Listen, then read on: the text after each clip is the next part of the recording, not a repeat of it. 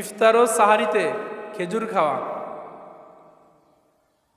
9 নম্বর সুন্নাত কি? ইফতার এবং সাহারি দুইটাতে কি খাওয়া? খেজুর খাওয়া।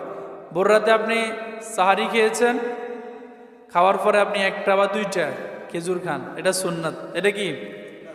খেজুরের মধ্যে প্রচুর পরিমাণে প্রোটিন আছে, এটা আপনার শরীরে এনার্জি যোগায়।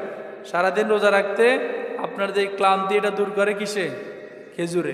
এজন্য সম্ভব হইলে একটা বা দুইটা খেজুর খাবেন। কখন? সাহারি খাওয়ার পরে। অথবা নবীজির জীবনে এরকম সময় গেছে শুধু খেজুর খেয়েই তিনারা রোজা রাখতেন। অনেক যুদ্ধে এরকম ঘটনা ঘটছে না? অর্ধেক করে খেজুর খেতেন, একটা খেজুরকে 4 ভাগ করে, একজনকে 1 ভাগ দিয়ে 4 জন মিলিয়ে একটা খেজুর খেয়ে কি রেখেছেন? রোজা রেখেছেন। তাহলে ইফতার এবং সাহারিতে খেজুর খাওয়া এটা কি? সুন্নাত। হাদিসের মধ্যে এসেছে নবী করিম সাল্লাল্লাহু আলাইহি সাল্লাম যখন ইফতার করতেন, আনাস রাদিয়াল্লাহু তাআলা আনহু থেকে হাদিস, নবীজি নামাজের পূর্বে কিছু আধা ফাঁকা খেজুর দিয়ে ইফতার করতেন।